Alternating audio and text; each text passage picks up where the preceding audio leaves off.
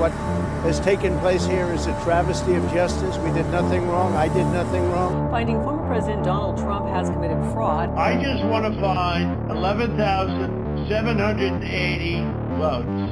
President Biden making it official he is running, well aware of concerns about his age. I said we're in a battle for the soul of America, and we still are.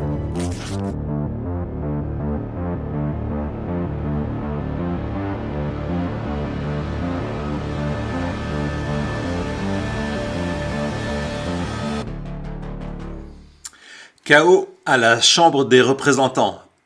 Trump va-t-il remplacer McCarthy? Et puis, troisième jour du procès de New York pour Trump. La fin est-elle proche? C'est la chute. Et c'est maintenant.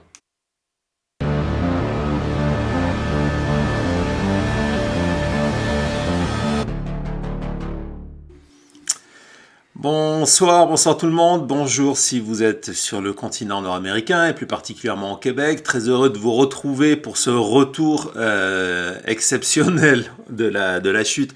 Merci d'être aussi nombreux donc sur YouTube. Et puis nouveauté, on essaie ça, j'espère que ça va bien fonctionner.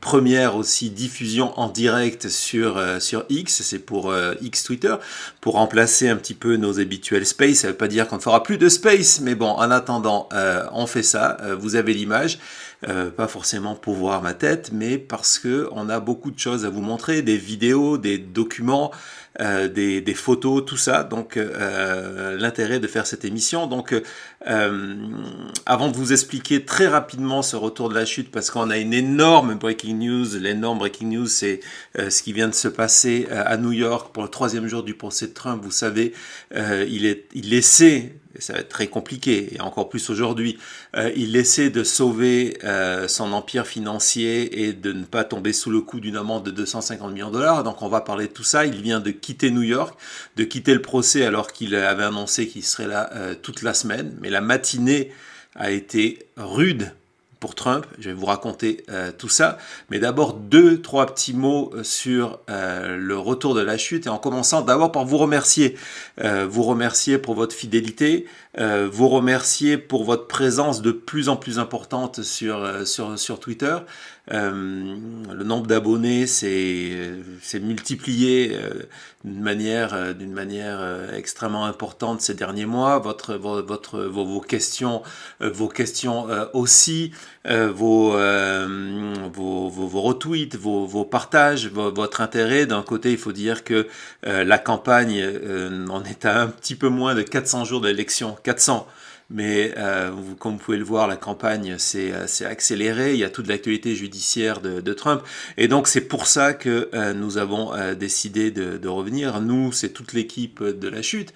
Donc, Thomas, qui est à la production, à la réalisation. Connie, qui, comme d'habitude, a fait la recherche iconographique, anime le chat et aura de temps en temps sa propre chronique de cette élection de cette société américaine, cette vie politique américaine qui est si particulière, vue à travers les yeux d'un étudiant aux États-Unis, d'un représentant de cette fameuse génération Z, qui va être cruciale pour l'élection en 2024. C'est même pas impossible que ce soit la génération Z qui décide du gagnant de 2024. Donc ça c'est l'équipe. Et comme je vous disais, donc merci d'avoir été aussi nombreux, merci d'être aussi nombreux aujourd'hui. Pour ceux, j'ai vu, Thomas vient de me signaler que plusieurs d'entre vous sont déjà passés par la case Super Chat. Donc merci, il y a Curtis Wilcox, merci beaucoup, des îles, un habitué.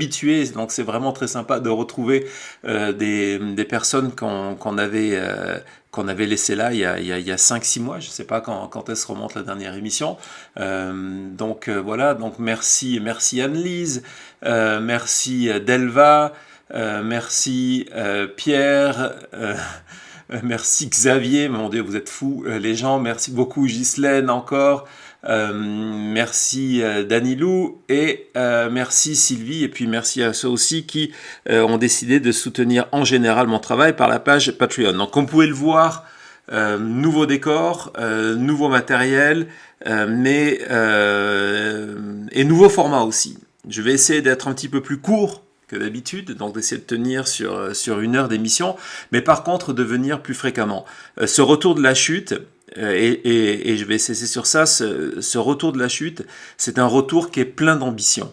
Avec toute l'équipe, nous avons l'intention de devenir votre première source d'informations francophones sur l'élection de 2024, la campagne, les primaires, les procès de Trump, etc., etc.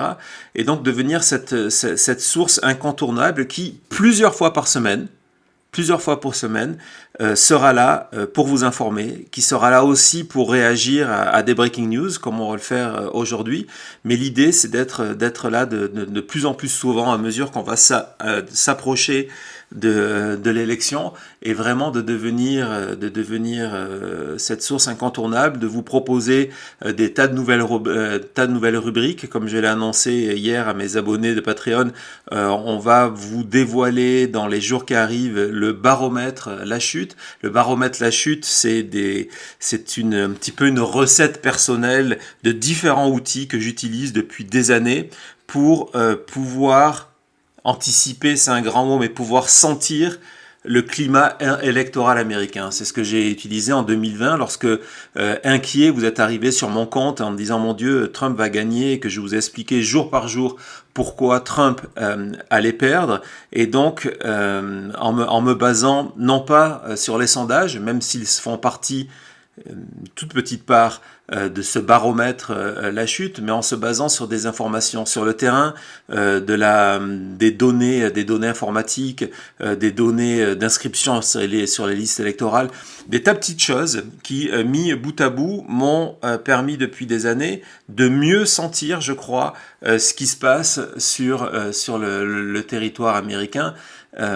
Et donc, c'est quelque chose que l'on va faire fréquemment, au moins 1 fois par semaine. Je vais vous donner le baromètre de la chute qui vous donnera un aperçu de où, à mon avis, on se trouve dans cette course à la présidentielle. Si Biden est bien placé, si Trump est mieux placé, et si finalement le scrutin est serré. Donc tout ça, c'est pour bientôt. Là, tout de suite, on va commencer par ce qui s'est passé à New York aujourd'hui. Thomas, c'est à toi.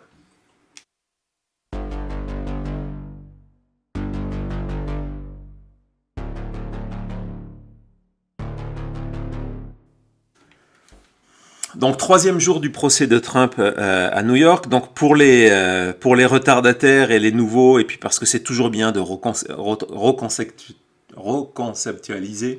recontextualiser, excusez-moi, c'est la fatigue. Je me suis couché très très tard pour pouvoir préparer cette émission. Nous sommes couchés très très tard pour être au rendez-vous aujourd'hui.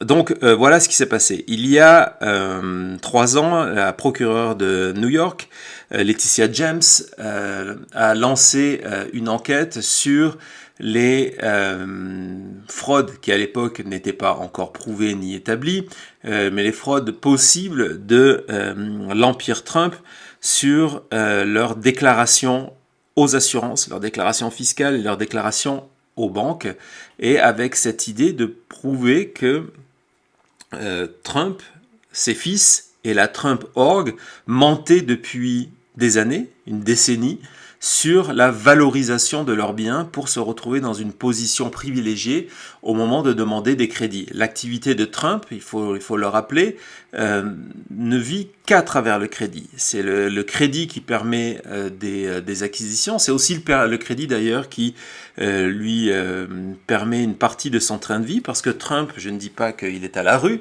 Trump a une fortune, c'est certain, mais elle est principalement dans des biens d'immobilier, souvent des biens d'ailleurs qui coûtent cher. On va parler de Mar-a-Lago tout à l'heure, c'est un exemple que j'aime vous citer. Mar-a-Lago, chaque année, si on se fie à la dernière déclaration fiscale de Trump, l'activité de Mar-a-Lago perd 3 millions de dollars par an. D'accord ? Et donc, enquête des bureaux de la procureure James, procureure de New York, accès à des milliers de documents, témoignages de personnages clés, dont une personne dont on va parler aujourd'hui, qui est le comptable de Trump, Donald Bender. On va parler de ça aujourd'hui. Et en bout de course, une inculpation. Donc c'est une inculpation, encore une fois, au civil. Ce n'est pas une inculpation en pénal. Il n'y aura pas de peine de prison en sortie de ce procès-là. Et la semaine dernière, parce que c'est la procédure de ce procès un petit peu divisé en deux, si vous voulez, si on veut schématiser. Première partie de ce procès, la semaine dernière, lorsque le magistrat annonce que Trump, ses fils et la Trump Org sont coupables de fraude. Fraude au pluriel. On va en parler un peu plus tard de cette définition de quelles sont ces fraudes. Et donc Trump est coupable. Le juge décide donc de la révocation, de l'annulation des licences qui permettent aux 130, 140 entités new-yorkaises de Trump d'exercer à New York. Donc cette révocation est que sous 10 jours, la totalité des biens appartenant à la Trump Org, donc probablement aussi la Trump Tower, soit placée sous l'autorité d'un liquidateur judiciaire. C'est une loi de New York qui a été très rarement utilisée, qui est l'équivalent d'une sorte de peine capitale, de la peine de mort pour une entreprise, qui n'a plus le droit d'exercer et qui n'a plus le droit de liquider elle-même ses biens, avec tout ce que ça implique de danger pour Trump derrière, parce que lorsque ces biens se retrouvent sous l'autorité d'un liquidateur judiciaire, ce liquidateur judiciaire a accès à tout. Il a accès à la comptabilité, il a accès aux différentes banques à droite, à gauche, à l'étranger, on ne sait pas qui sont dans ce schéma-là. Et donc, Trump en est là. La décision du magistrat est d'autant plus sévère ou juste. Je ne dis pas qu'elle est injuste, mais elle est sévère dans les faits parce qu'elle donne 10 jours pour que tout ça soit fait. Trump, il y a 1 heure de cela, vient évidemment de déposer son appel.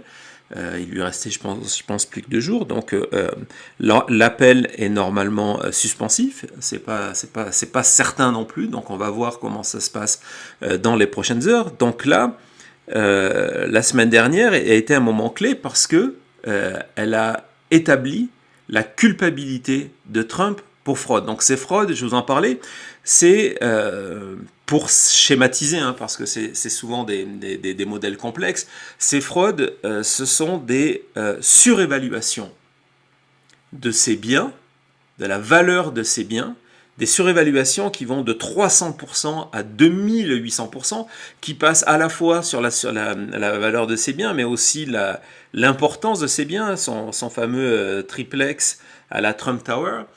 Il va déclarer une surface qui est 3 fois supérieure à la réalité, parce que du coup, on part du prix du mètre carré, on dit ok, si ça c'est la surface, si on multiplie par le mètre carré, ça veut dire que la valeur est ça, en fait, elle est 3 fois moindre, ce qui lui permet d'obtenir des crédits plus importants, donc plus d'argent, et de l'argent moins cher. Et lorsque les défenseurs, les pro-Trump débarquent sur mon compte Twitter dans les commentaires pour dire « Oui, mais en fait, ça n'a causé aucun dégât ce qu'a fait Trump », déjà, c'est pas le problème.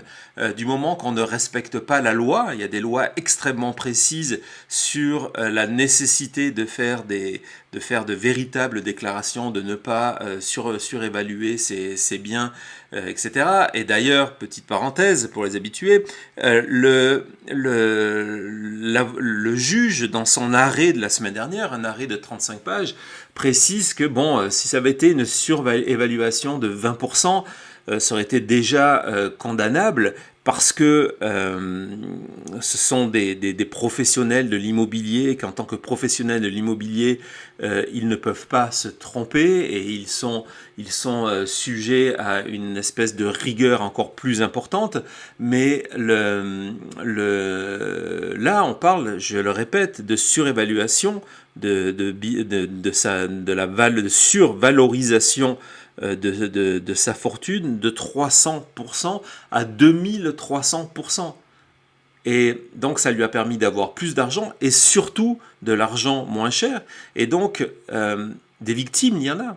Les banques, par exemple, ont été victimes de Trump et à travers les banques, les actionnaires des banques, parce que résultat, lorsqu'il est allé négocier un taux de crédit, vu qu'il apportait autant de garanties, ça lui permettait d'obtenir un taux de crédit plus faible que ce que d'autres personnes, d'autres compagnies auraient payé. Donc il a un avantage en termes de concurrence par rapport aux autres entreprises parce qu'il obtient une plus grande surface financière, plus de moyens pour pouvoir faire grandir sa fortune et moins cher, ce que le voisin d'en face, le concurrent d'en face ne veut pas avoir. Et en plus de ça, il arnaque la banque en payant moins d'intérêts parce qu'il dit voilà, il y a autant de garanties derrière, je suis aussi riche. Donc Trump, la semaine dernière, est condamné pour fraude. Et le procès qui a débuté il y a 2 jours, excusez-moi, c'était le 3e jour aujourd'hui, ce n'est pas un procès sur la question de la culpabilité de Trump, parce que c'est ce que je lis à droite et à gauche, et c'est faux. Le procès commence, c'est la 2e partie, donc c'est la suite, et le procès commence avec cette idée que la culpabilité de Trump est établie. Elle n'est même pas discutée devant les tribunaux, elle est discutée par une personne, voire 2 si on parle de son avocate, mais la culpabilité de Trump, elle est simplement discutée par Trump lors de ses points presse avant l'audience, après l'audience et lors de la pause déjeuner. C'est le seul moment où la culpabilité est discutée parce que elle ne l'est pas au niveau du procès. C'est établi, Trump est coupable de fraude. D'accord ? Le but de cette 2e partie, c'est de déterminer le montant de l'amende qu'il va devoir payer et des peines qui vont accompagner cette amende. Donc, la procureure a demandé que Trump, se basant sur le manque à gagner, se basant sur les textes de la loi, Trump paye au minimum, 250 millions de dollars d'amende. C'est un montant qu'après le magistrat va déterminer parce que c'est le magistrat seul qui va prendre cette décision-là. Il n'y a pas de jury, je vous ai déjà expliqué pourquoi, et c'est pourquoi d'après moi c'est un choix stratégique, etc. etc. Vous pouvez vous référer au dernier space qu'on a fait avant-hier et puis une série de posts que je vous ai mis sur ma page Patreon et sur X. 250 millions de dollars, mais le juge à la fin peut dire que bon, non, finalement c'est que 100, comme il peut dire non, c'est 500 millions, d'accord ? Et au-delà de ça, des peines, et la peine la plus importante qui pour le coup marquerait la chute en une génération, la chute de l'empire Trump, c'est cette interdiction d'avoir des relations commerciales pendant 10 ans avec des banques établies à New York. Et les banques établies par New York, c'est la quasi-totalité des banques mondiales. Toutes les banques ont des succursales à New York. New York est un cœur d'affaires, une des capitales financières du monde. Et donc, ça voudrait dire que Trump n'aurait plus la possibilité au crédit. Donc, ce qui forcerait la liquidation et la vente de ses biens. Et dans cette liquidation et la vente de ses biens, il ne serait même pas prioritaire pour obtenir la valeur de cette vente-là. Donc ça, voilà, c'est pour le contexte, excusez-moi, c'est quelque chose d'extrêmement important. Trump est coupable, il est coupable de fraude, on est loin de son image de millionnaire extrêmement, de milliardaire extrêmement puissant et extrêmement redoutable en affaires, cette image qu'il s'est construit avec son show de télévision The Apprentice. Là, on est quelqu'un qui a fraudé pour s'enrichir de manière illégale. Et donc, on arrive au 3e jour, aujourd'hui, le jour où tout a basculé. Et d'ailleurs, on va regarder tout de suite, pour vous raconter ce qui s'est passé, la vidéo de Laetitia James qui annonçait le point important de la journée, le départ de Trump qui vient de quitter son procès. Trump's comments were offensive, they were baseless, they were void of any facts and or any evidence. What they were comments that unfortunately fomented violence, and comments that I would describe as race baiting, and comments, unfortunately, that appeals to the bottom of our humanity. This case was brought simply because it was a case where individuals have engaged in a pattern and practice of fraud. And I will not sit idly by and allow anyone to subvert the law. And lastly, I will not be bullied. And so Mr. Trump is no longer here. The Donald Trump show is over. This was nothing more than a political stunt. I want to bring in... Donc voilà, Laetitia James, donc la procureure qui revenait sur les derniers propos de Trump. Je vais vous les montrer tout à l'heure, dans quelques minutes, parce que vous allez voir deux choses dans la vidéo qu'on va regarder après. C'est à la fois comment on a ce sentiment que Trump est en train de perdre pied, de perdre contrôle. Il est vraiment acculé contre le mur, il a vraiment plus de chance, sa marge de manœuvre est extrêmement limitée, il est déjà coupable, hein. Vraiment, c'est vraiment à garder ça en tête, il est déjà coupable, et ses arguments qu'il a utilisés devant les médias, on se rend compte qu'ils ne tiennent pas la route, parce que pour moi la révélation de ces 35 pages de l'arrêt du juge, parce que dans ces 35 pages-là, il y a des extraits, des dépositions faites par Trump lui-même, hein, Trump sous serment, ses enfants sous serment, les fameux experts présentés, et on s'est rendu compte, pour moi, quand j'ai lu ce document, je me suis dit, tiens, c'est un retour à la réalité pour Trump. C'est un retour à la vérité, dans le sens où, depuis 2016, il s'est habitué à un modèle de fonctionnement qui est devenu de plus en plus important pour être aujourd'hui son unique modèle de fonctionnement, c'est qu'il ment en permanence. Il a battu tous les records de mensonges lorsqu'il était à la Maison-Blanche, et c'est devenu la même chose, et personne n'est là pour lui apporter la contradiction. Et donc, ce recours au mensonge, c'est devenu sa vérité à lui. Et lorsque d'un coup, il est confronté à la justice et que la justice travaille non pas sur des déclarations à l'emporte-pièce avec des adjectifs élogieux, mais avec des témoignages, avec des preuves, avec des documents, d'un coup, tout le cirque Trump ne fonctionne plus. Et c'est ce qui s'est passé dans ce dossier-là. Et on sent dans la vidéo qu'on va regarder dans quelques minutes que Trump est arrivé au bout de ce système. Il se répète en permanence sur deux ou trois arguments qui sont faux et ont été complètement rejetés par le tribunal, par le dossier, encore une fois. Hein, le juge a pris sa décision sur le dossier. Aujourd'hui, le juge, c'est la personne qui connaît le mieux le dossier parce que il a dû donc prendre cette décision de culpabilité en étudiant à la fois le dossier présenté par la procureure, mais aussi la défense, la réponse des avocats de Trump.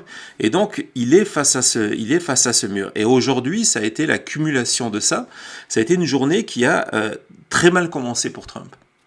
Les journalistes qui étaient à l'audience n'est malheureusement pas télévisée, ont tous témoigné d'une agitation permanente de Trump toute la matinée. Lors de l'audience, il n'arrêtait pas de secouer la tête, de prendre son stylo et de griffonner sans fin un papier, de faire des commentaires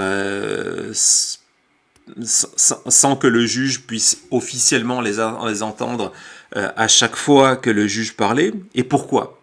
Parce qu'aujourd'hui, c'était un témoignage clé. Un témoignage d'ailleurs qui a commencé hier, et qui s'est poursuivi aujourd'hui et qui a été vraiment un témoignage extrêmement difficile pour Trump, c'est le témoignage de Donald Bender.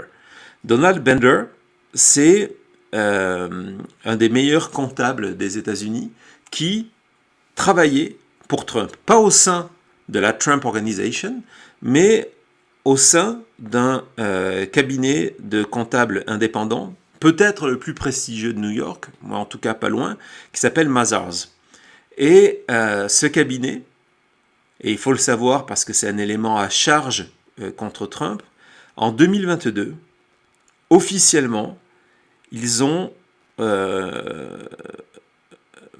cassé leur relation d'affaires avec Trump en déclarant qu'ils ne pouvaient plus continuer à être les comptables de Trump parce que depuis des années, après étude, ils s'étaient rendus compte que Trump, la Trump Org, leur donnait des informations non fiables, c'est le mot qui a été utilisé, non fiables, pour établir leurs impôts. En clair, que Trump leur donnait des informations qui étaient fausses, qui étaient incomplètes, qui étaient exagérées, ou dans le sens contraire, par moments, étaient sous-évaluées pour pouvoir faire leur déclaration d'impôts. Donc c'est vraiment quelque chose de clé parce que ce sont des accusations extrêmement graves. Donc Bender a raconté par exemple que leur travail, parce que Trump s'est toujours caché sur le fait qu'il avait ce contrat avec ce cabinet prestigieux et que donc à chaque fois que ce cabinet faisait la déclaration d'impôt de Trump, c'est qu'elle validait les informations de Trump. Et en fait, Bender a raconté ce qui a rendu fou Trump, mais qui est une réalité, c'est qu'il n'était pas engagé pour faire un audit, une vérification des comptes de Trump, mais une compilation des informations que Trump leur donnait. C'est vraiment important comme nuance, c'est-à-dire qu'il n'était pas là pour vérifier, même si Trump après publiquement allait dire que le cabinet Mazars vérifiait ses comptes, non, eux ils étaient là pour compiler les informations que Trump leur donnait et de faire une déclaration basée sur ça. Ils n'ont jamais fait d'audit ou ils n'ont jamais fait d'évaluation sur la fortune de Trump. Donc ça a été déjà extrêmement difficile pour Trump parce qu'il s'est caché pendant une décennie au moins derrière cet aspect-là. Et c'est pour ça que donc en 2022, après un audit interne, la compagnie Mazars a décidé de rompre ses relations économiques avec Trump. Donc c'est évidemment un des arguments du procès et un des arguments qui fait que Trump aujourd'hui est coupable. Et puis là-dessus, et c'est là que Trump a vraiment commencé à bouillir, c'est lorsque ils sont partis sur ce fameux thème de la valorisation des biens de Trump. Et de le faire un par un. Et d'ailleurs, c'est un schéma qui a un petit peu agacé le juge, qui a été obligé de rappeler, c'est quand même un moment assez fou, en expliquant aux avocats de Trump que ce qu'ils étaient en train de faire, je cite, était ridicule, en expliquant que, vu que la culpabilité de Trump était déjà établie, ce n'était pas nécessaire de faire ce qu'on appelle une plaidoirie de performance, comme s'il y avait un jury là, pour essayer de ralentir le processus de la déposition de Bender en remettant en question des faits qui sont établis. Et les faits qui sont établis, c'est la valorisation des biens de Trump. Et donc vous avez tous entendu, et on va écouter la vidéo juste après ça, vous avez tous entendu Trump Trump et ses alliés qui sont allés sur les réseaux sociaux et sur les médias et sur Fox News, etc., pour annoncer que c'était du grand n'importe quoi, que le magistrat avait valorisé Mar-a-Lago à 18 millions de dollars et que cela prouvait que le magistrat était là juste pour détruire Trump. Donc, aujourd'hui, la valorisation des biens dans Mar-a-Lago a été évoquée. Elle a été évoquée d'une telle manière, je vais vous en parler juste après la vidéo, que lorsqu'il y a eu la pause déjeuner, il s'est passé deux choses. Trump est sorti, il a explosé devant les caméras, et vous allez regarder cette vidéo qui est un petit peu plus longue que d'habitude, elle dure 2 minutes, mais parce que vous allez pouvoir voir, même si vous ne comprenez pas l'anglais ou mal l'anglais, comment Trump ne sait plus s'en sortir, comment il se répète, comment il ressort le même argument sans fin, comment il est énervé. Et cette vidéo va vous permettre de comprendre pourquoi Trump n'est jamais revenu dans la salle d'audience. Pourquoi? Il a décidé de quitter New York et qu'il est parti en Floride. Donc il faut préciser qu'il n'avait pas l'obligation d'être là. D'accord? Il n'y avait pas la nécessité qu'il soit là. Il sera convoqué à la barre, il a la possibilité de venir témoigner ou de ne pas venir témoigner, mais il n'avait pas d'obligation d'être présent. Il était présent pour deux choses. Bon, la première, c'est que ça lui a permis de gagner du temps dans une autre affaire où son ancien avocat, Michael Cohen, est en train de le poursuivre pour diffamation et Trump devait faire une déposition cette semaine et il a expliqué au juge qu'il ne pouvait pas faire cette déposition parce qu'il serait toute la semaine à New York à son procès. Il vient de rentrer en Floride. Donc ça, c'est la première chose. Et la deuxième chose, ça permettait à Trump un espoir, celui d'être là et peut-être d'intimider les témoins, mais surtout de reprendre la narration, le storytelling de cette affaire-là. D'être lui seul, présent tous les jours devant les caméras, c'est ce qu'il a fait pour les 2 premiers jours du procès, et encore ce matin, pour expliquer qu'il était une victime, et pour mentir en permanence. Comme je l'ai précisé plusieurs fois sur Twitter, lorsque Trump fait une conférence de presse devant le tribunal, il n'est pas sous serment. Il a le droit, personne ne peut le poursuivre, de dire ce qu'il veut. Et c'est exactement ce qu'il fait. Il va même prêter des propos au magistrat, en se félicitant par exemple que le magistrat a rejeté 80% du dossier, ce qui est faux. Le magistrat était obligé, en ouverture d'audience, après, de corriger ce que Trump voulait dire. Mais bon, vu que l'audience n'est pas diffusée, ce qui reste dans les médias, c'est la déclaration qui est complètement fausse de Trump. Et puis, il a menti surtout. Il a utilisé cette espèce de pupitre aussi pour, on l'a vu hier, attaquer les témoins, attaquer le procureur, attaquer les membres du tribunal, de telle sorte que le juge hier a été obligé de le placer sous un gag order, donc un bâillon où il n'a pas le droit d'attaquer verbalement les membres du tribunal. Donc voilà, donc on va regarder cette vidéo, elle dure 2 minutes, et puis on reparle à la fin de la valorisation, parce que c'est ce qui a rendu fou Trump, et moi je vais vous raconter pourquoi il est piégé. Down the line, page after page, document after document, and the bottom line is this is rigged.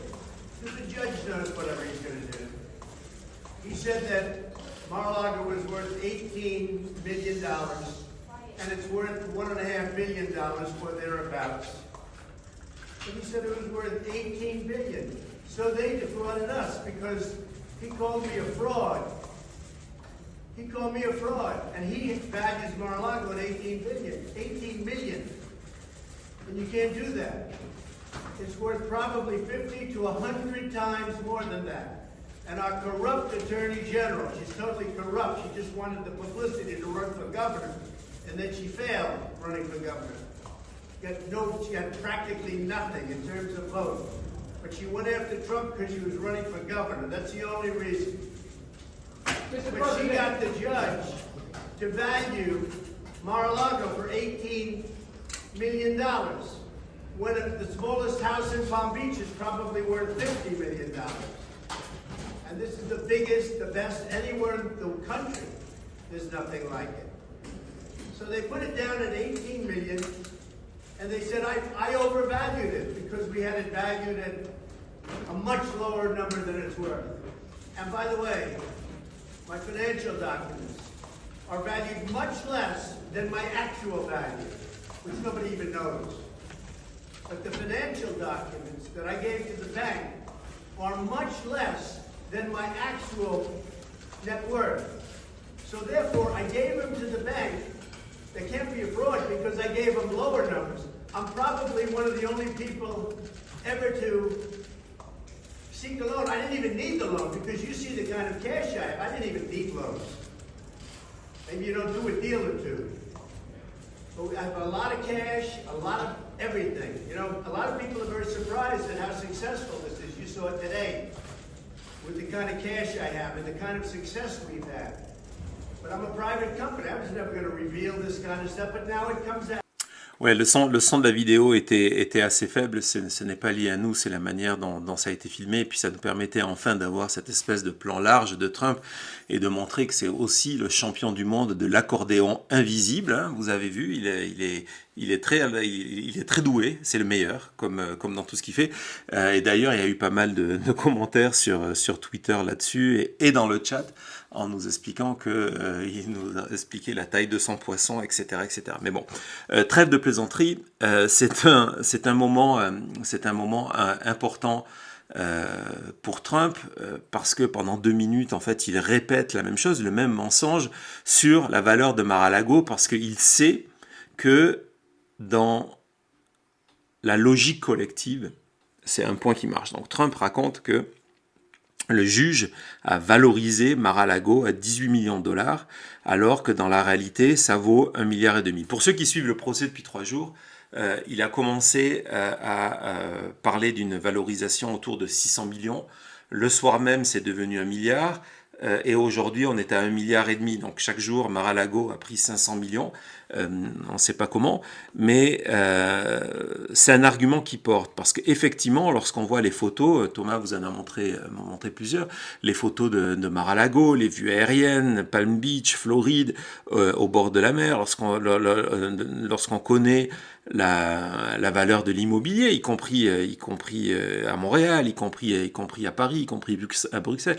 Tout ça, on sait que c'est une valeur, et donc ce 18 millions est choquant, et on se dit, ouais, attends, mais si le juge a valorisé le Mar-a-Lago à 18 millions de dollars, c'est normal que Trump soit en colère, et c'est la preuve, quelque part, que ce procès est encore une fois un procès politique pour le descendre.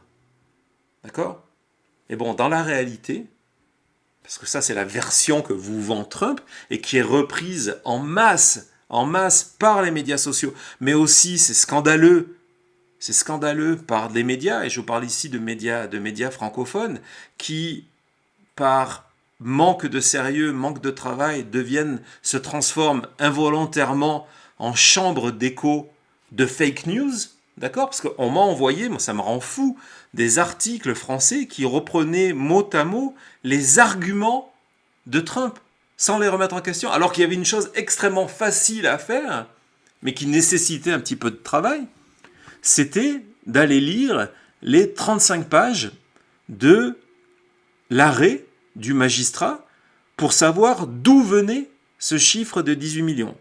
Donc c'est quelque chose que j'ai déjà fait dans un des spaces ces derniers jours, mais que je vais refaire aujourd'hui, parce que je me rends compte que il faut, c'est peut-être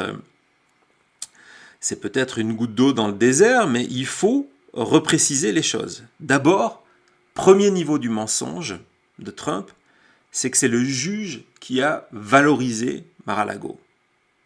Un juge de New York qui valorise un bien de Floride. Déjà, ça devrait mettre la puce à l'oreille et de se dire, mais depuis quand un magistrat est un expert en valeur d'un bien immobilier ? Et lorsqu'on lit les 35 pages, on se rend compte que ce n'est pas le juge. Le juge, il a compilé, analysé et placé dans le cadre de la loi un certain nombre d'informations qui ont été fournies par le procureur, par des organismes indépendants et par Trump lui-même. D'accord ? Et donc, cette valorisation de 18 millions, bon déjà le chiffre est faux, parce que 18 millions c'est un chiffre qui apparaît en 2011, nous sommes en 2023, la valorisation la plus récente de Mar-a-Lago est à 27 millions de dollars, donc Trump a choisi le chiffre le plus bas, mais dans la réalité, dans la perception, ça ne change pas grand-chose, mais c'est juste pour vous montrer qu'il y a cette volonté-là, et ces 27 millions, ce n'est pas le juge qui l'établit, c'est le bureau du cadastre de Palm Beach, où est Mar-a-Lago, qui chaque année établit une valorisation du bien qui permet ensuite à Trump de payer ses impôts. Donc, le Palm Beach County Assessor, et qui est un appraiser, on appelle ça aux États-Unis, donc il fait une étude de la valeur des biens par rapport à différents paramètres. Vous allez voir comment ces paramètres sont importants, dont la superficie, dont le lieu, dont le marché concurrentiel, et donne ce prix-là. Et les dernières informations fournies par donc le bureau du cadastre de Palm Beach, ce n'est pas le juge, ce n'est pas un expert nommé par le juge, donc c'est le bureau du cadastre, c'est 27 millions de dollars. C'est ce qui fait aujourd'hui permettre au juge de faire le calcul, de dire que au moment où Trump, donc on imagine symboliquement le comptable de Trump qui d'un côté prépare sa déclaration d'impôt et de l'autre côté prépare une déclaration de crédit. Donc pour sa déclaration d'impôt, il va expliquer que le bureau du cadastre de Palm Beach a déclaré la valeur à 27 millions. Donc ses impôts doivent être calculés sur ces 27 millions. Donc il va payer en gros 500 000 dollars d'impôts. Et de l'autre, il va faire une demande de crédit en expliquant que la valeur de Mar-a-Lago, on met de côté le document de Palm Beach, mais que la valeur de Mar-a-Lago est à 600 millions. Donc d'un côté 27, de l'autre 600. Pourquoi la valeur de Mar-a-Lago est à 27 millions, n'est qu'à 27 millions par rapport à la concurrence? Vous savez, ce sont des arguments qui sont forcément payants lorsqu'on va vous montrer qu'un terrain à côté de Mar-a-Lago a été vendu à 30 millions, etc., etc. En fait, la valeur de Mar-a-Lago est extrêmement basse parce que le terrain s'accompagne de nombreuses limitations, des limitations voulues, exigées par Trump lui-même pour payer moins d'impôts. Lorsque il achète le bien dans les années 90, il a l'autorisation de faire ce country club privé qui est devenu Mar-a-Lago, et avec la possibilité d'utiliser le terrain pour faire d'autres choses. Mais en 2002, il revient vers Palm Beach, il va signer ce qu'on appelle un deed, un nouveau contrat, où il limite ce qu'il peut faire de Mar-a-Lago. Il limite à simplement que le terrain ne peut jamais être utilisé pour autre chose qu'un club, un country club, que jamais on ne peut abattre une partie de Mar-a-Lago, construire des maisons, créer des parcelles et vendre des morceaux de terrain, ce qui la véritable valeur est là, et que en signant ce papier-là en 2002, ça permet à Trump de payer 10 fois moins d'impôts que ce qu'il aurait fait. Et c'est pour ça qu'aujourd'hui, la valeur de Mar-a-Lago n'est pas de 500 millions, n'est pas de 1,5 milliard, parce qu'il faudrait trouver un acheteur qui arrive et qui dise, ben voilà, moi, je vous rachète Mar-a-Lago, mais ça reste un country club en fonctionnement. Je ne peux même pas transformer Mar-a-Lago en ma propriété, même sans rien construire, en gardant tel que c'est aujourd'hui. Vous avez la photo en disant, mais tiens, je vais aller vivre à l'intérieur. C'est déjà extrêmement compliqué. Il y a des procédures en cours entre Trump et la ville de Palm Beach parce qu'il habite à l'intérieur une partie de l'année et le country club n'a pas le droit de loger du monde. Donc il ne pourrait même pas vendre ce bien à quelqu'un pour cette personne vienne y vivre, cette personne décide d'agrandir, cette personne décide de construire une annexe ou même fasse certains travaux. C'est limité par le contrat de 2002. Donc c'est un bien qui, oui, est bien placé, oui, semble avoir une valeur, mais en réalité, il est tellement limité par ce contrat de 2002 qu'il est quasiment invendable. Et c'est pas moi qui le dis. La réalité, c'est que Trump a présenté un expert pour dire que la valeur de Mar-a-Lago était beaucoup plus importante. Un expert sous serment. Et ce qui est extrêmement intéressant, c'est que l'expert, une fois qu'on place ces gens-là sous serment, il n'a pas pu dire plus que lui, il pouvait imaginer, il rêvait d'une valeur qui est importante, mais qu'il n'était pas en mesure d'établir un prix, qu'il n'était pas en mesure d'établir une liste d'acheteurs potentiels. Et Trump, s'en sortant encore une fois, je reviens à ce que je vous disais au départ, par cette espèce de pichenette où il sort des phrases qui fonctionnent lors de meetings politiques, lors d'une interview sur Fox News ou lors d'un post sur Truth Social. Ça n'a pas fonctionné devant le magistrat. Trump dit par exemple, de toute manière, si on doit vendre Mar-a-Lago, on peut mettre le prix qu'on veut, j'appellerai des Saoudiens et les Saoudiens me donneront l'argent que je veux sur Mar-a-Lago. Cette déclaration-là, peut-être il a raison, peut-être il a tort, on n'en sait rien, mais cette déclaration-là n'a pas valeur de contre-expertise. Aujourd'hui, la seule expertise qui existe de Mar-a-Lago, c'est 28 millions. Et donc,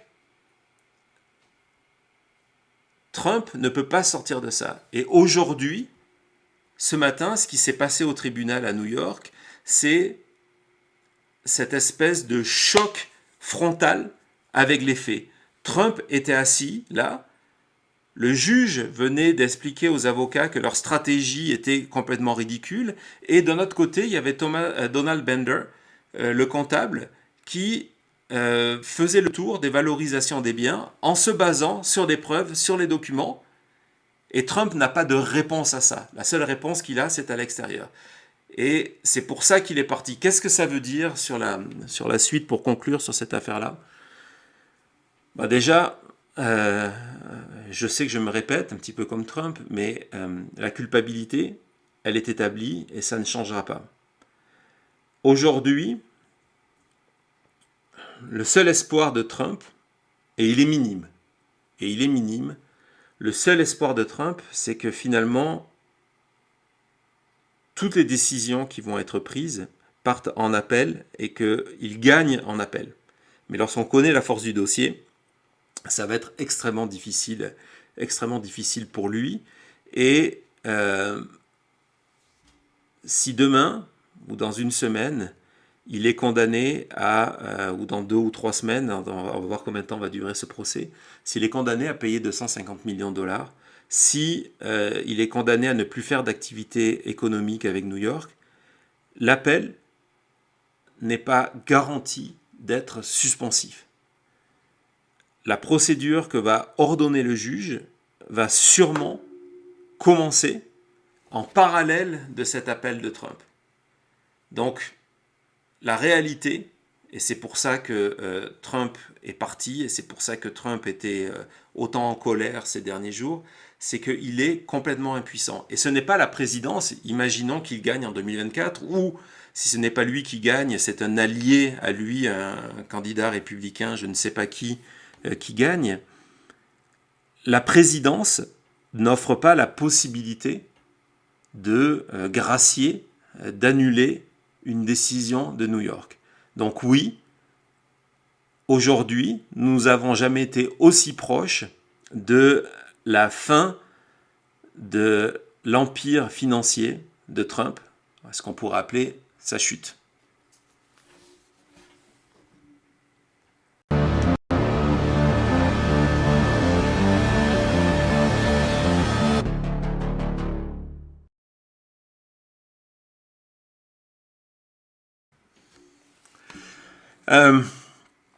Je vous avais prévu une petite surprise, donc avant de passer à la dernière partie de l'émission qui est sur si Trump peut devenir, c'est une série Netflix, si Trump peut devenir speaker de la Chambre des représentants, et est-ce qu'il va le devenir si la réponse est positive. Donc Thomas va nous balancer 1 ou 2 transitions, et puis en sortie de ça, il y aura une petite surprise. Merci.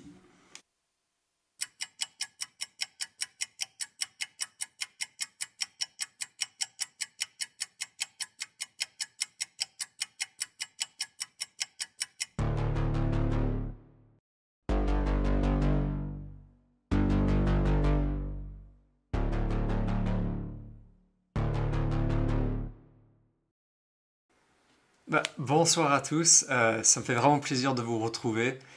Normalement, je suis dans le chat, mais je voulais passer vous dire bonjour, bonsoir de tous les pays. Je sais que hier soir, on a dit la France et le Québec, mais vous êtes beaucoup plus dans le monde entier. Donc vraiment du fond du cœur, merci d'être là, d'être dans le super chat. À la fin de l'émission, je reviendrai avec ma liste pour vous remercier. Chacun vraiment pour vos messages, pour vos pouces, pour votre soutien. Merci. J'espère vous revoir la semaine prochaine ou la prochaine fois qu'on fait l'émission.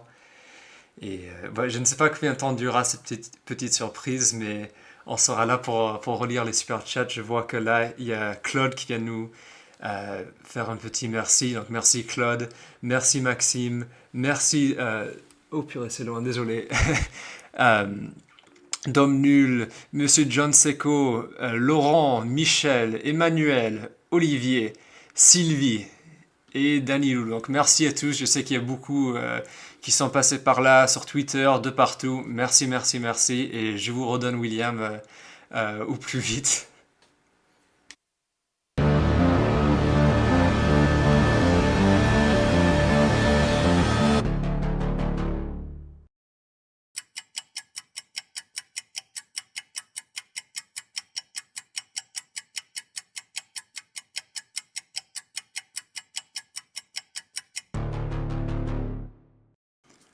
Voilà, c'était un petit intermédiaire. On a changé de chaise pendant quelques secondes. Et on retourne cette fois-ci, on quitte New York et on va à Washington. Donc ces derniers jours, vous l'avez vu, vous l'avez suivi hier en direct sur mon compte Twitter. On en a parlé aussi dans le space hier soir que j'ai fait principalement pour les Québécois, les habitants de la Guadeloupe, de la Martinique, les Français expatriés aux États-Unis et puis quelques Français qui étaient insomniaques ou déjà levés. On a pas mal parlé de la chute de Kevin McCarthy à la Chambre des représentants. Une première, c'est la première fois. Depuis 2016, on assiste à un nombre considérable de premières fois. Trump a été le premier président à être impeach 2 fois, le premier président à être inculpé 1 fois, le premier président à être inculpé 2 fois, le premier président à être inculpé 3 fois, 4 fois, le premier président avec 91 chefs d'inculpation contre lui. Et là, donc, on a Kevin McCarthy, républicain, donc, qui a été le speaker de la Chambre des représentants. Donc, le speaker me demande un petit peu c'est quoi l'équivalent en France. Ça serait le président de l'Assemblée nationale avec une notion qui est extrêmement importante, c'est que le speaker est le 3e sur la chaîne de commandement. C'est-à-dire que il y a le président des États-Unis, il y a la vice-présidente, donc Kamala Harris, et ensuite, il y a le Speaker of the House. Ça veut dire que s'il n'y a plus de président, s'il n'y a plus de vice-présidente, c'est le Speaker of the House qui devient le président. Donc c'est quand même un rôle extrêmement important. Avant McCarthy, ça a été Pelosi. Et donc, hier, après une motion déposé par un seul élu, qui est donc Matt Gaetz, qui est un autre républicain. Donc c'est vraiment une guerre civile entre républicains. Donc Matt Gaetz, un pro-Trump, un fidèle parmi les fidèles, a déposé cette motion qui est passée. Et donc McCarthy a été obligé de faire ses valises de manière immédiate. Et du coup, une question qui est de savoir qui va être, donc là il y a un président par intérim, mais qui va être le nouveau président. Et sur Twitter d'abord, avec 2 ou 3 posts d'élus, dont un post de Marjorie Taylor Greene, qui est aujourd'hui la personnalité dans la républicaine la plus connue au-delà de Trump, qui a un véritable poids au sein de la Chambre des représentants, cette espèce de naissance d'une rumeur Trump, speaker de la Chambre des représentants. Donc voilà, Thomas vous montre le tweet qu'elle a encore publié aujourd'hui. Elle en a fait 2 en moins de 24 heures. Et hier, Fox News, donc rendez-vous incontournable de la droite américaine en prime time, l'émission la plus populaire du moment qui est l'émission de Sean Hannity. Sean Hannity balance que d'après plusieurs sources, Trump aurait été approché pour devenir Speaker de la Chambre des représentants. Donc,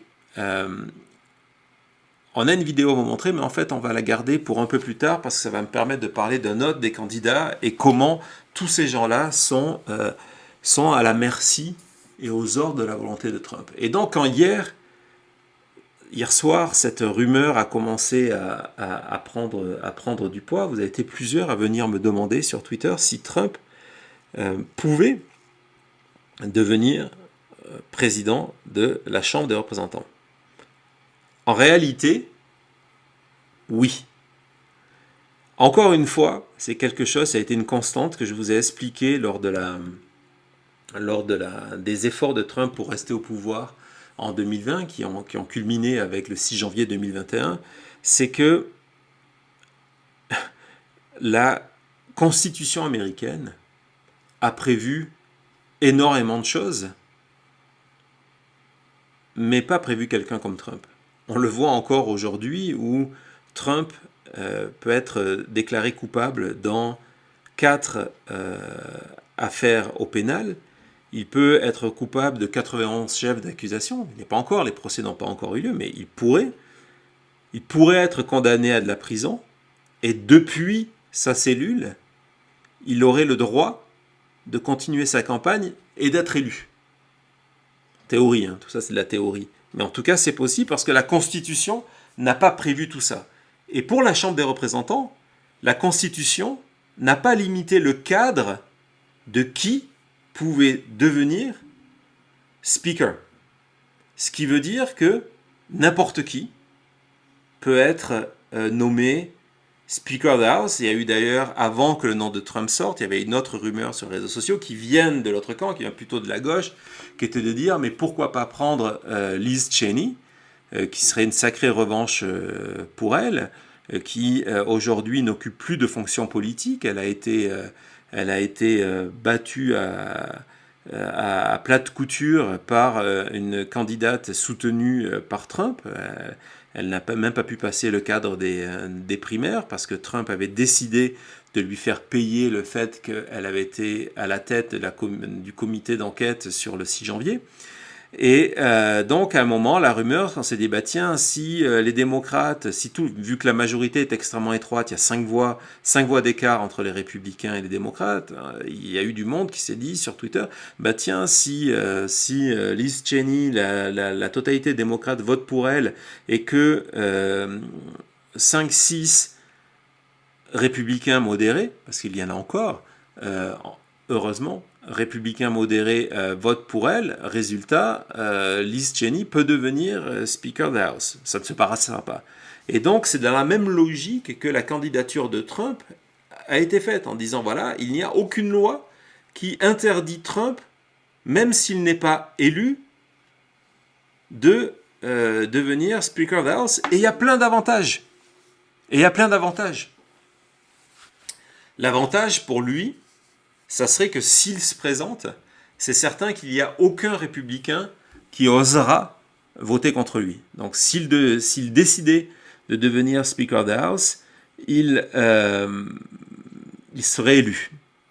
L'autre avantage, c'est qu'il obtiendrait, mais en a-t-il besoin, une espèce de pupitre important parce qu'il deviendrait le numéro 3 du gouvernement américain, si vous voulez. Et à partir de là, il aurait une autre attention au sein de sa campagne. Un autre fait qui est difficilement prouvable dans un sens ou dans l'autre, j'ai fait pas mal de recherches de ce côté-là, c'est que certains experts estiment que si Trump devenait Chambre des représentants, Speaker de la Chambre des représentants, c'est un argument qu'il pourrait utiliser pour essayer de repousser certains de ces procès qui aujourd'hui lui posent un problème s'il se passe avant l'élection 2024. Donc ça, c'est un point, encore une fois, on est dans de l'inconnu parce que on n'a jamais eu cette situation-là. Donc certains experts disent oui, ça lui permettrait de jouer telle ou telle clause et essayer de repousser ça. Et dernier point, ça lui permettrait d'affirmer ce qu'il est déjà, son rôle de premier opposant de Biden et de transformer la Chambre des représentants à une sorte de cour d'inquisition permanente sur Biden. On n'en est pas loin déjà, d'accord? Mais encore plus.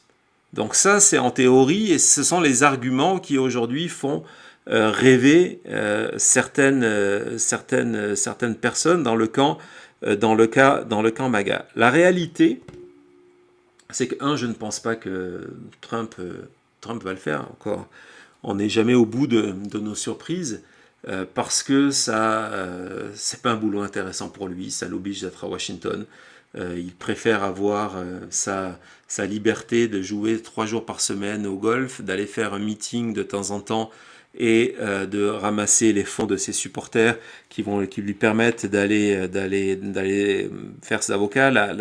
La gestion, le quotidien de l'exercice du pouvoir était quelque chose qui ne lui a pas plu lorsqu'il était à la Maison-Blanche et qui ne lui plairait pas du tout s'il était président de la Chambre des représentants, c'était speaker de la Chambre des représentants.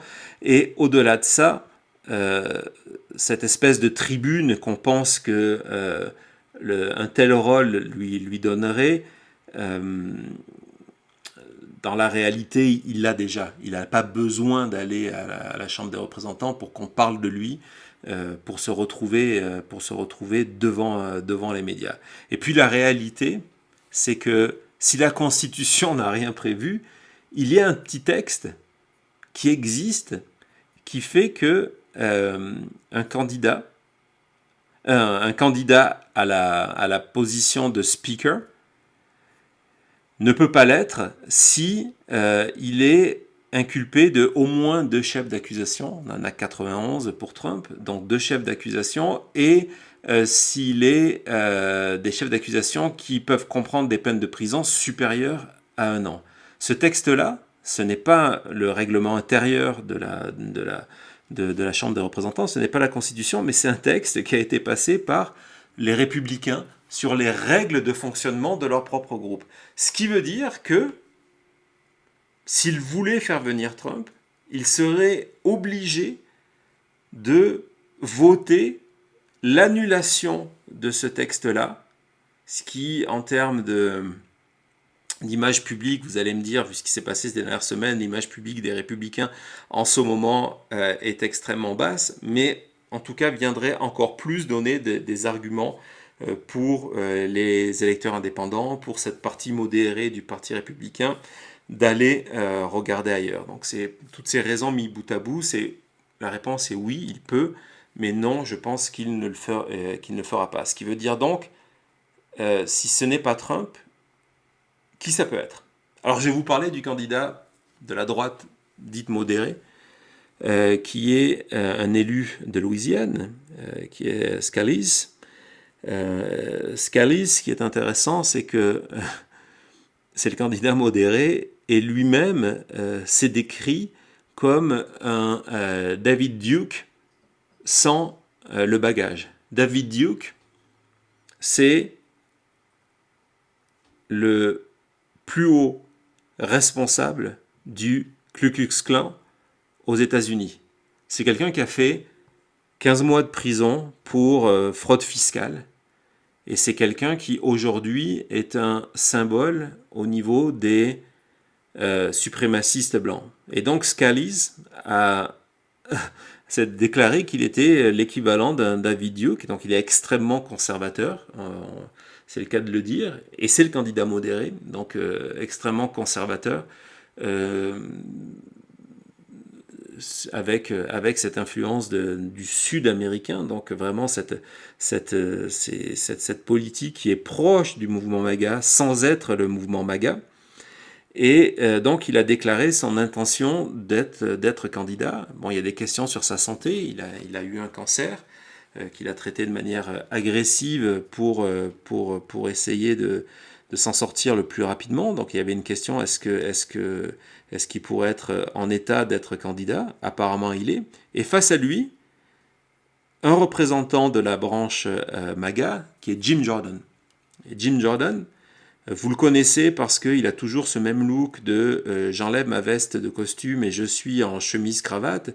Et Jim Jordan, c'est lui qui, à la tête du Oversight Committee au sein de la Chambre des représentants, mène depuis un an maintenant la chasse au Biden, dans le cadre de leurs enquêtes sans preuve ni témoin de malversation financière, de corruption, etc., etc. Donc ça c'est Jim Jordan. Aujourd'hui, il y a d'autres noms, mais ce sont les deux favoris pour devenir le speaker de la Chambre des représentants. Trump mettra son poids derrière ça. Naturellement, on se dit que c'est plutôt Jim Jordan qui va en bénéficier. Mais maintenant, je voudrais vous montrer la vidéo d'hier lorsque Sean Hannity interrompt Jim Jordan pour lui expliquer que c'est pas impossible que Trump se présente, alors que Jordan était en train d'expliquer que lui-même était candidat. Et vous allez voir avec quelle vitesse, quand on lui dit que Trump peut être candidat, il s'efface lui-même en disant non, mais si Trump peut être candidat, qu'il le soit, il n'y a pas de problème pour moi. On regarde la vidéo tout de suite. Donald Trump has been contacted about possibly him being an interim speaker. Is that a reality? I don't know. He'd be great, but I want Donald Trump to be the next president of the United States. If he wants to be speaker, well, great. He would still, but, well, I want him to be president of the United States. He's still running for president. He's still going to be running for president. Right. That's where we need him, is at 1600 Pennsylvania Avenue. If he wants to be speaker, then that's fine too. Bon voilà, donc au-delà de la discussion sur Trump, ce qui est intéressant, c'est de montrer comment ce parti, aujourd'hui, le parti républicain et le parti de Trump, est aux ordres de Trump. Vous avez quelqu'un qui vient sur Fox News pour annoncer d'une certaine manière qu'il aimerait bien briguer cette fonction-là, et dès qu'on lui dit que peut-être ça sera Trump, il réfléchit pas 2 secondes et explique non, mais alors si c'est Trump, je lui laisse la place, il y a pas de problème.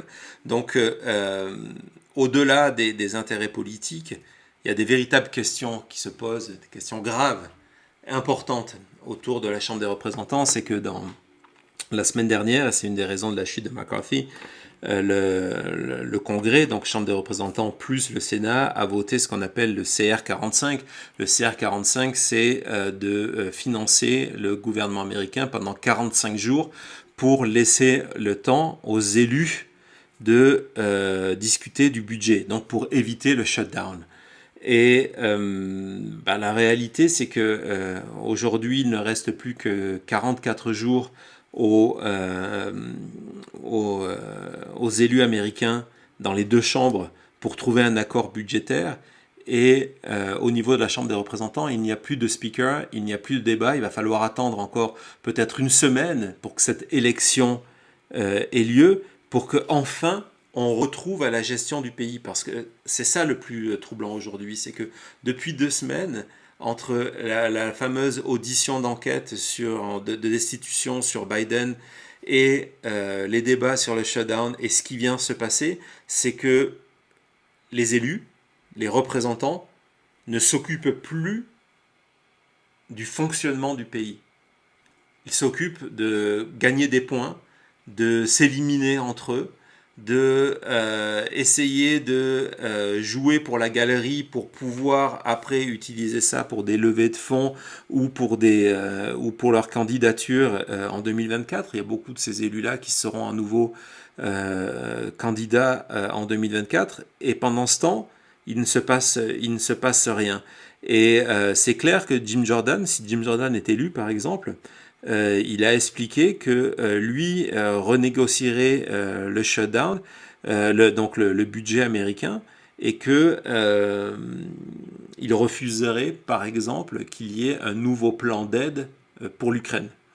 Aujourd'hui, ce sont ces gens de l'ultra-droite qui veulent prendre le pouvoir aux États-Unis, et donc qui ont décidé de se faire écho des points de propagande de Poutine directement à la Chambre des représentants et qui veulent cesser toute aide financière pour l'Ukraine.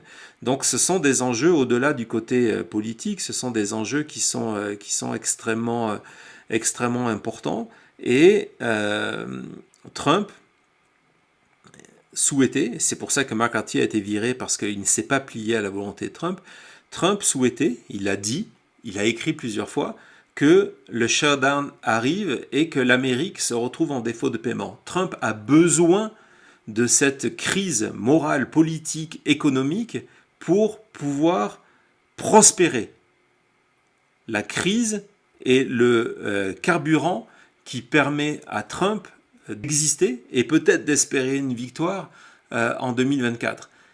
Et là, après avoir démontré sa force en faisant virer McCarthy, on peut être extrêmement pessimiste sur ce qui va se passer dans un mois à la Chambre des représentants lorsqu'il faudra partir sur un budget américain. Et le shutdown qu'on a évité la semaine dernière, il y a 3 jours en fait, le shutdown qu'on a évité il y a 3 jours, on risque de le voir de manière encore plus forte dans une trentaine de jours avec des tas de questions sur l'économie américaine. Le dernier shutdown avait coûté près de 5 milliards à l'économie américaine. Donc à la fois sur l'économie américaine, mais à la fois aussi sur les conséquences de ce qui se passe en Ukraine. Donc c'est quelque chose que, évidemment, on va suivre. On a dépassé un petit peu le temps, mais c'est la première émission, donc c'est tout à fait normal. Il y a quelque chose que j'aime beaucoup sur Space et que je veux vraiment, que je faisais déjà sur la chute et que je veux vraiment essayer d'établir ici.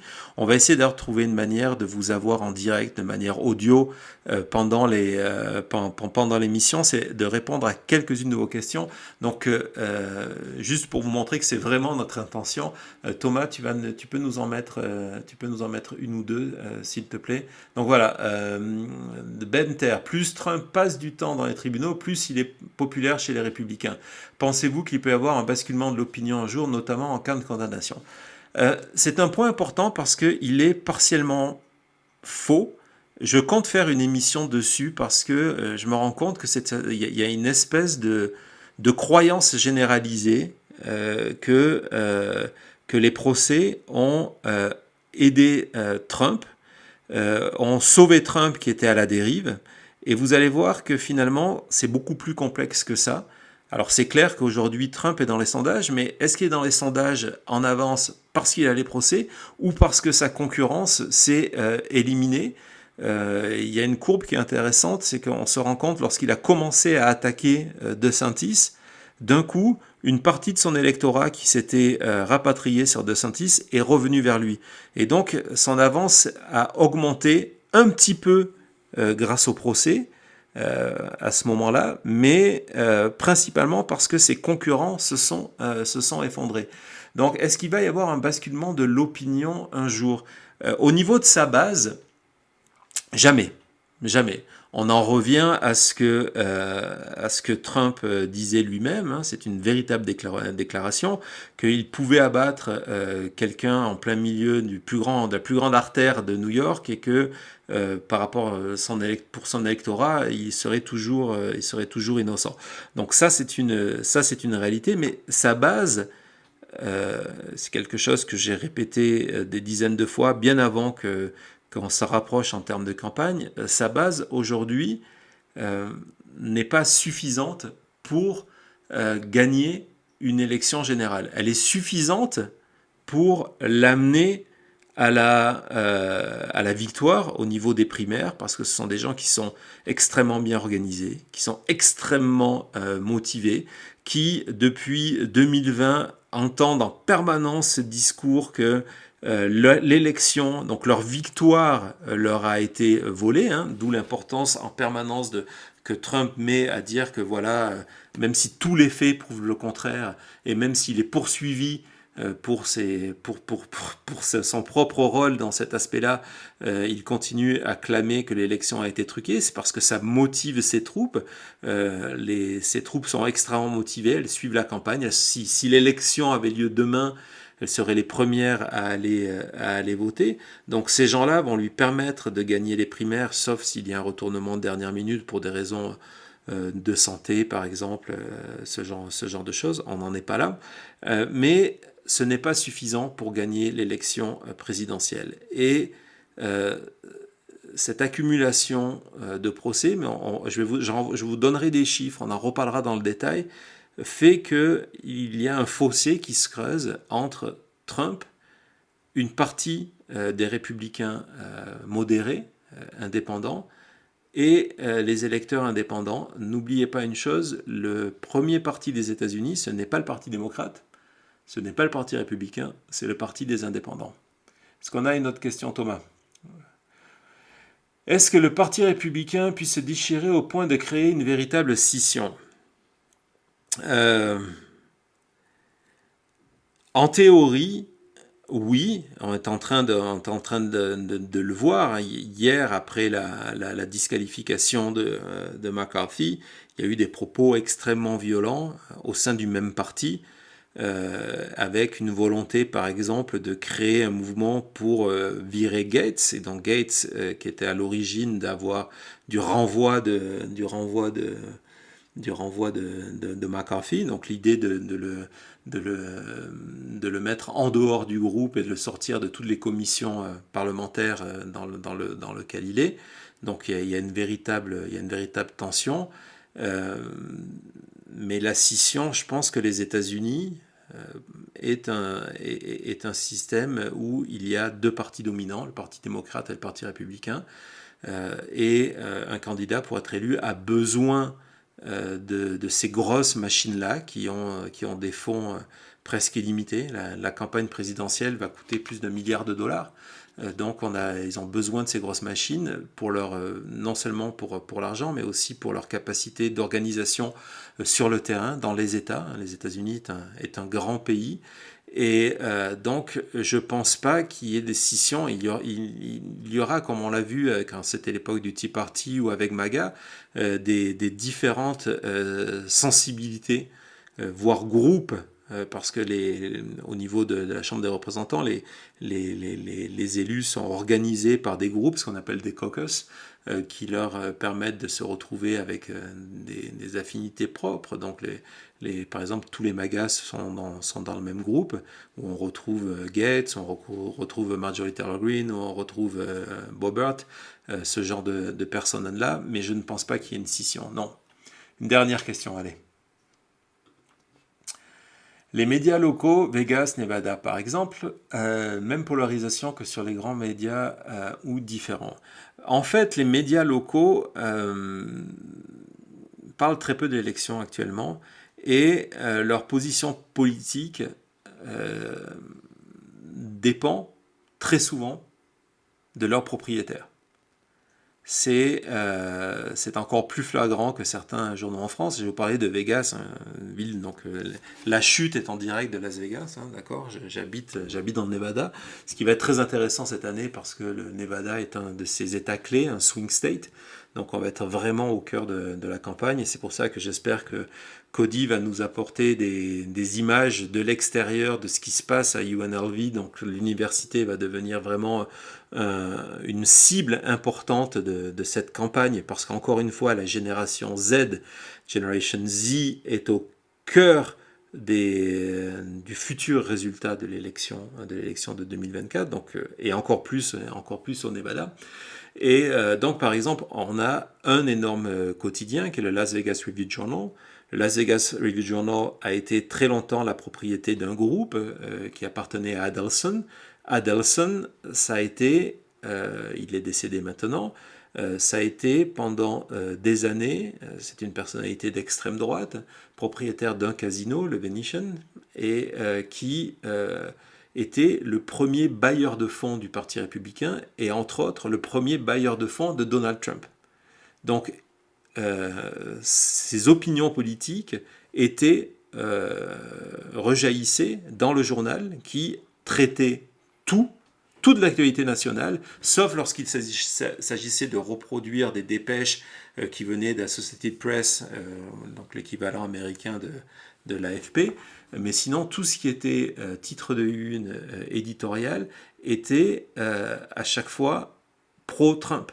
Donc le clivage existe, comme aujourd'hui lorsque vous allumez Fox News, ou vous allez allumer MSNBC qui se trouve plus à gauche. Vous allez avoir des informations qui malheureusement sont teintées par ça, parce que finalement il y a très peu d'informations. Vous avez la même situation en France avec ces chaînes Tout Info. Vous avez remarqué, ça s'appelle des chaînes Tout Info, mais il n'y a quasiment plus d'informations. Il y a de l'opinion.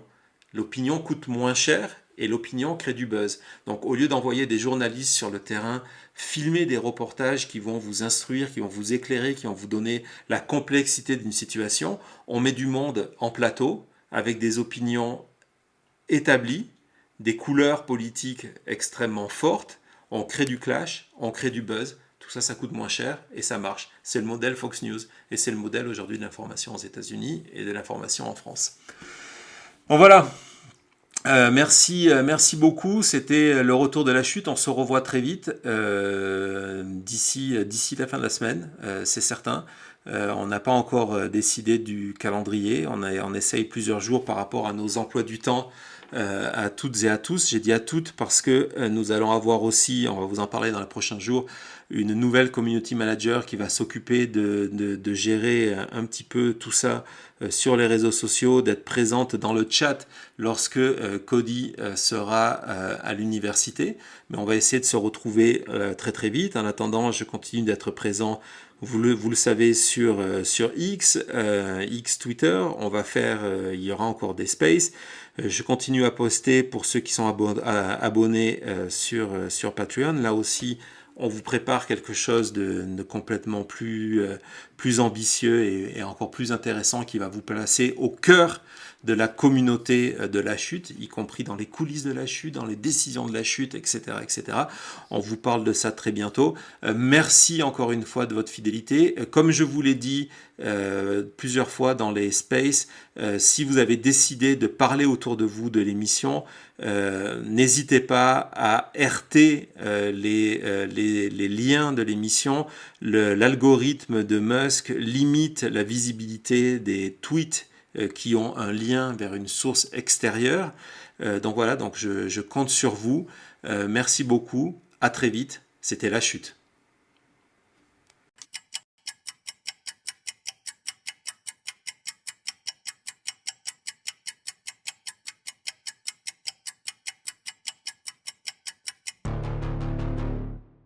Je n'allais quand même pas vous quitter sans vous remercier. Donc voilà la liste de tous nos super chats. Donc merci.